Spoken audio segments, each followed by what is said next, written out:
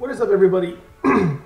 Once again, if you watched the first video or first part of this, I'm not gonna wear these because there's a slight delay between what hits these and then talking into the mic, and it's really like freaking me out. Now I understand what Rob Manfred was going through a couple of years ago in the World Series. Everyone thought he was drunk, but he was dealing with this shit, and that's really hard to kind of like talk when you're hearing everything out of sync. But unlike the last video, which we were talking about the gloves, I introduced the bats. As promised, I got to play with them earlier today. It is 1:45, so it's been about 2 hours since I finished up. I got to use both bats, and there's a bunch of stuff that I have to say beforehand as kind of a disclaimer slash little background context and stuff. The field that we play on is technically designed for like smaller baseball and fast pitch groups. So from home plate to the center field fence is actually 240, but we play back. So I've measured it out with a measuring wheel, and it's 270 to center, which is still very short compared to what I would be playing on again in our main softball complex right around the corner, which was not accessible, and it's also not turf. And the senior guys like the turf. But the corners, I think, are 240-ish, so they're pretty short to the foul poles. The way the sun's been coming up lately, though, it personally doesn't bother me, but a lot of them don't like having the sun kind of at that angle. So we've been moving home plate, as you'll see in the video, which I just looked at the video too, and I definitely didn't put the camera angle correct. But I think you'll hopefully get the gist and at least get to hear some of how the bat sounded. So I do apologize for that. But we did have to shift it, so I don't actually know what the dimensions are at that point. It's still way shorter than 300 feet. So that just keep that in mind. The other thing is, I just found out today, I didn't realize it, but the balls that we're using is a mix match of all kinds of stuff. There's U-trip balls. There's a lot of these ASAs, the Dudley Thunder SX ASA balls, 300-pound 52 core. But according to them, they have thousands of hits on them, and they're getting to a point now, especially because the fields have moisture on them, that they've been kind of getting waterlogged, and they're really mushy into form. This is actually I don't know, this probably has maybe 100 some odd swings on it. So I found these while I was cleaning out my ball bucket, and I'm supposed to bring them today, but I totally forgot. But keep that in mind, that the balls that I'm swinging at today, most of them are mush. It was about 38 or 39 degrees when I got there, and probably by the time I was hitting, it was probably mid-40s.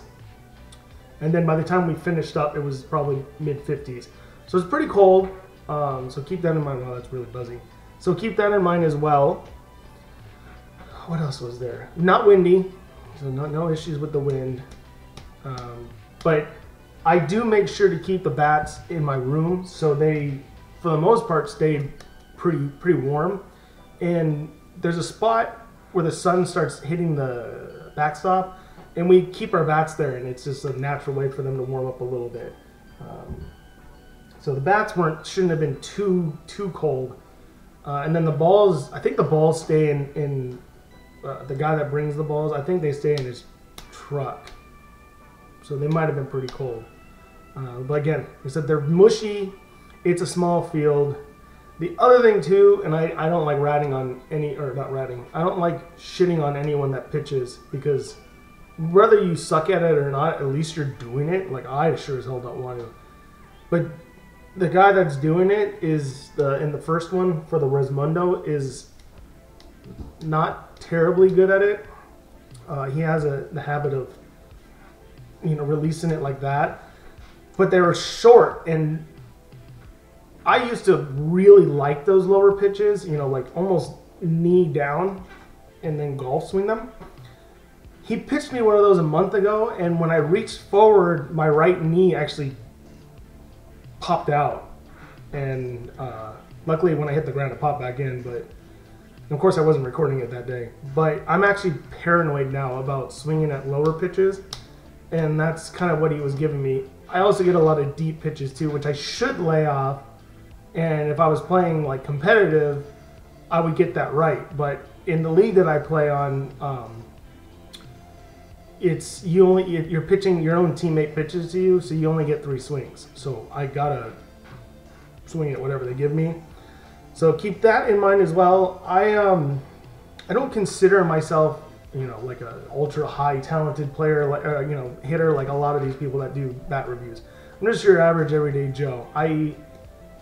I can hit the ball out at our main fields with the 300-foot fences, and I did a crude measurement of what I think was my furthest hit home run, and it was probably about 360 feet. Now that was middle pitch. I mean, perfect pitch, perfect contact, and I don't even have that bat anymore. I ended up giving it to a friend that now lives up in Oregon.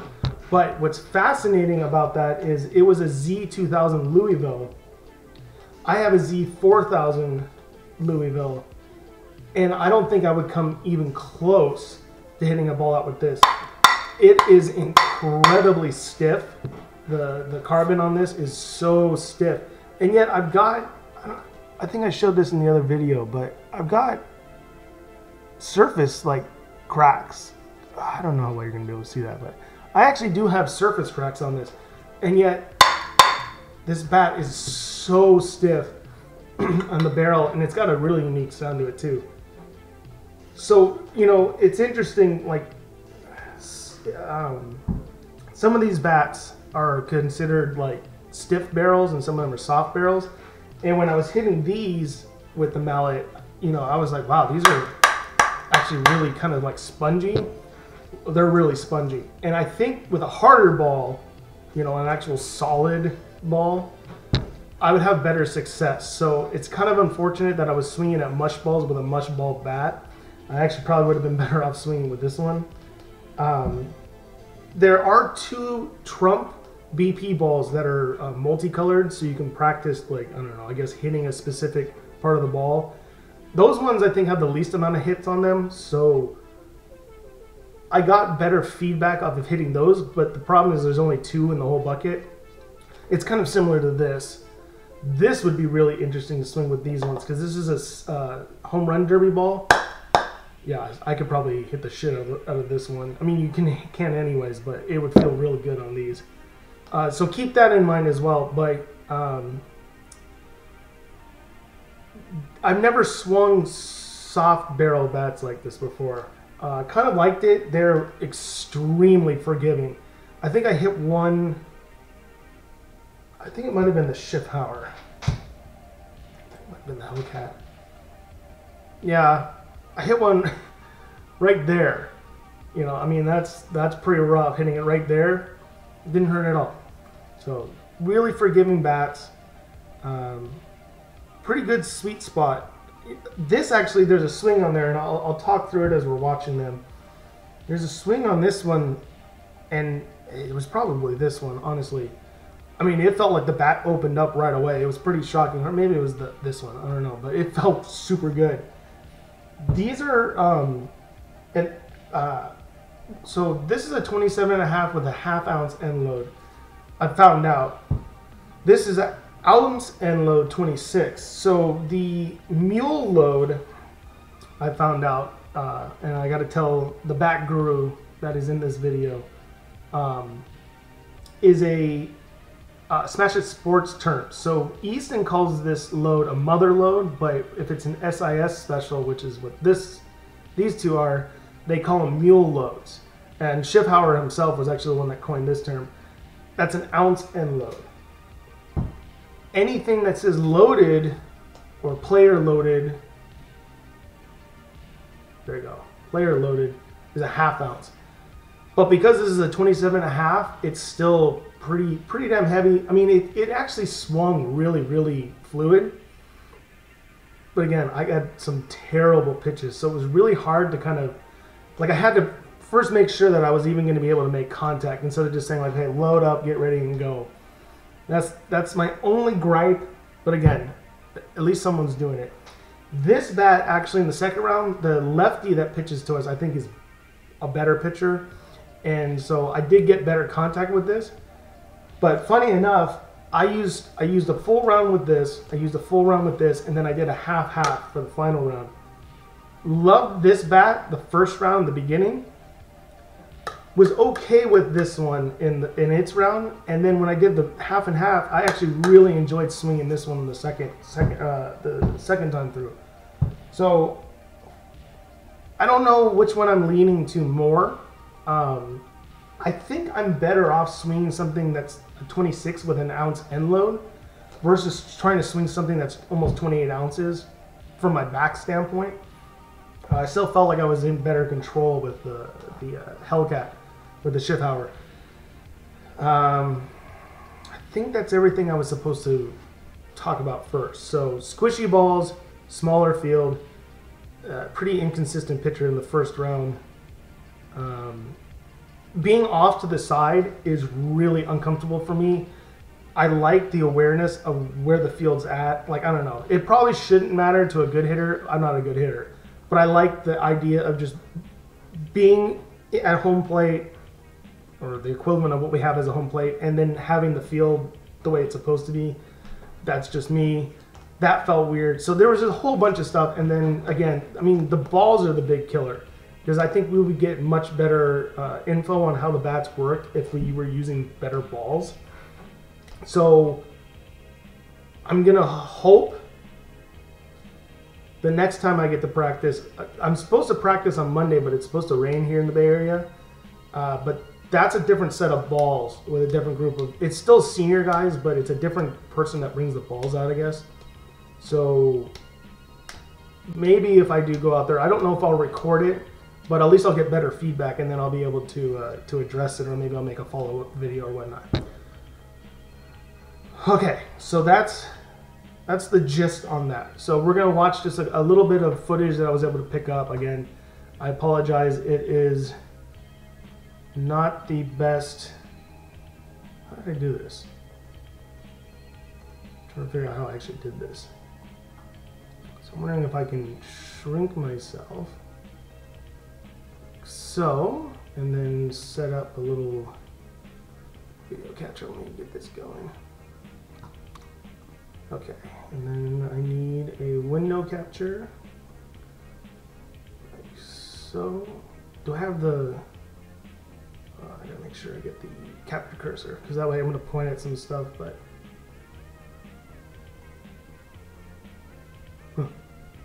Make myself a little bigger then, I guess. Not that anyone really wants to see my face, but there we go. Okay.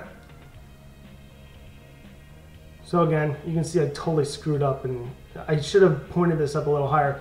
Now it was standing, and I can't even show you the stand it's on. It's on a little bendy tripod that's about, I don't know, a foot tall. I should have just put it on the damn fence bracket, but we're so close to the fence. I mean, there's probably about, my ass is probably about 1.5 feet right there from touching the fence. Again, it sucks. I'd rather be at home plate. But I'm gonna make sure that still sounds good. Okay. But yeah, you can see we're probably 20 feet off to the left of where our home plate would be. You can kind of see here in the corner. Oops, here we go. Right over here is where the actual home plate is. It's just a turf home plate, and so we usually go about, I think it's 14 feet or so back on that home plate.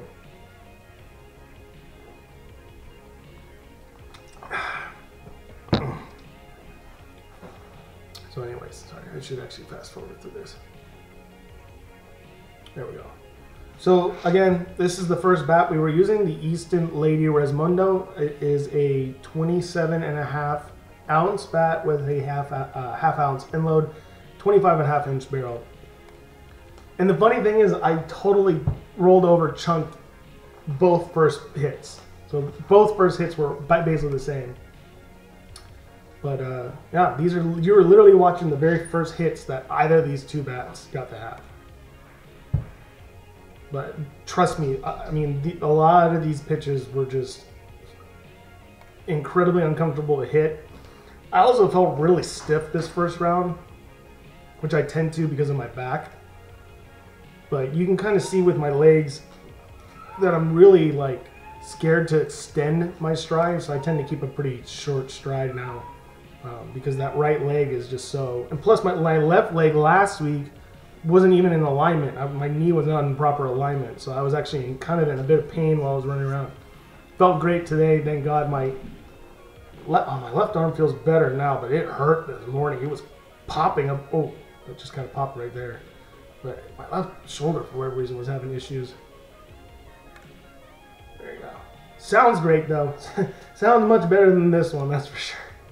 This is such a weird bat. I swear to God, it's such a weird bat. But yeah, I mean, sounded great, felt great, but there's a hit. That person that just walked by is Steve the Batman. And the other thing was, so there's Psycho, my cat's having a moment, the Zoomies. I think there's 20 balls per bucket, more or less. So there's at least 40 swings, plus that final round was 10-ish or so, so 50 swings, and then a couple other people actually swung them. That one was, yeah, that one was juiced. That one felt really juicy. Didn't go over, but that one felt very juicy.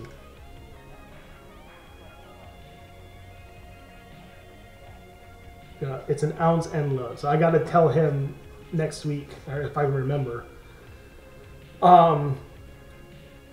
So I think it probably has somewhere between 60 and 80 swings because most people weren't using it too much. That, I believe, went over. Yeah, I think that one went over.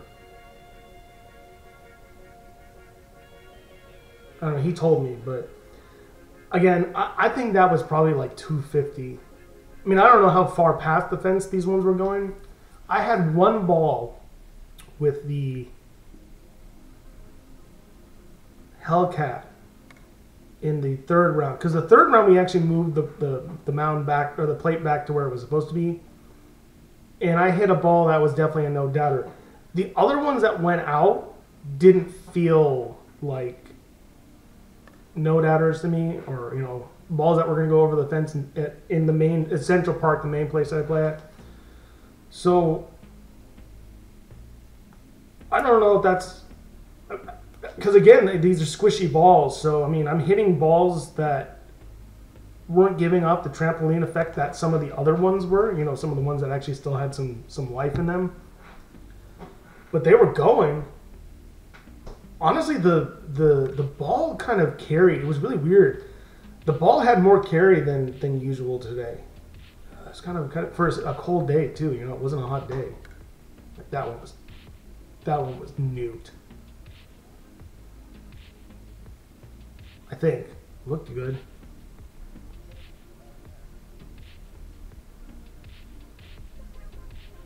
Shout out to those batting gloves too. That one did not go over, but that was a pretty nice full hit. That one I know didn't go over. But yeah, almost equal amount of hits on both. But the consensus was everyone except the pitcher, except for Jerry right here, liked this bat over the Resmondo. Everyone was really into this one. Orvin, who's going to be the lefty that pitches in a little bit in the second round, he quite enjoyed hitting with this one. Steve, who's now walking away, quite enjoyed hitting with this one. Who else used it? There was one other person that used it, but they kind of liked this one. Now, a lot of those guys, you know, as being seniors, they don't swing heavy bats anymore. That's just it's not conducive. It's not worth doing. But some of them do still like the end load, and I think that's why having a 26 with an ounce end load probably feels better than having a 27.5 with a ½ ounce end load. You know what I mean? But anyway, so there you go. That's the first round. Let's pop up this one. Oh, I don't think I'm gonna be able to grab the third round. I don't know if I can access it. Hold on, let me check. I don't think I can access it if it's a... Oh! I don't think it's gonna let me play though. Well, we'll try it afterwards, but because I have this running as a webcam right now, I don't know if it'll let me access the SD card. But... Okay, so this is the Schiffhauer Strong. And I apologize if it starts to get a little glitchy, but here's the Schiffhauer Strong. Again, this is a Mule load, 26 ounce, so there's an ounce end load. Same thing, I think it's a 12.5 inch barrel. And same thing, it felt good. It's just, I don't know, for whatever reason, I mean, I was gassed. I was running around in the outfield because I'm the only one that will, you know, that will and should. And that was, oh wow, did that go out? Oh, I don't even remember that. And that was a couple hours ago. Honestly, batting practice, when I do BP, like, it's a blur sometimes.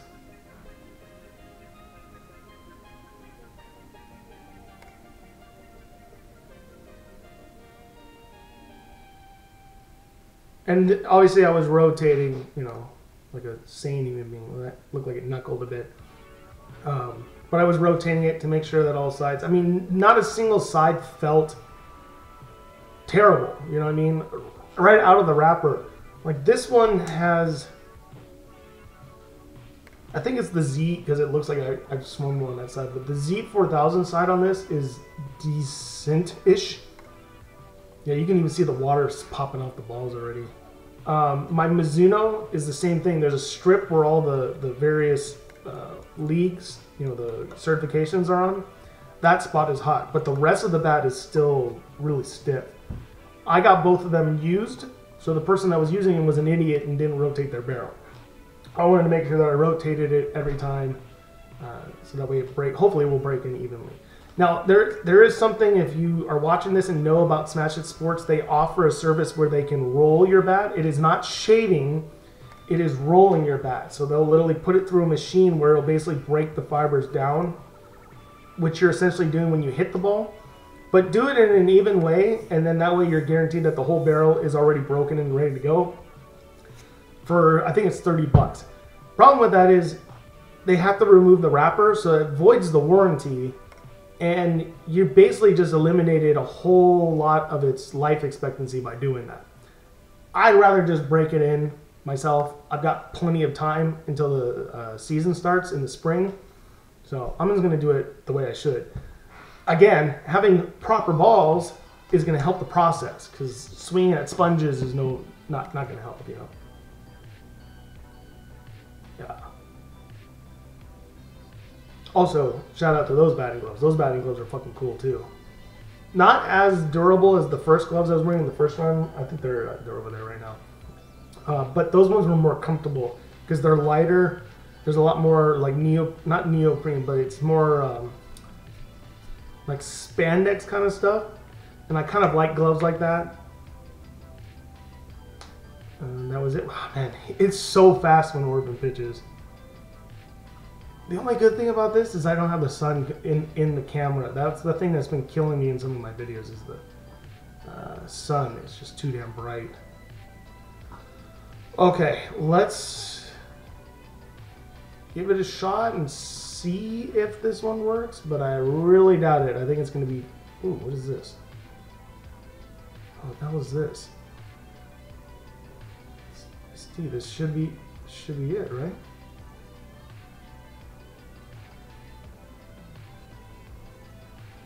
Oh, yeah, no, see, I can't access it. Shit.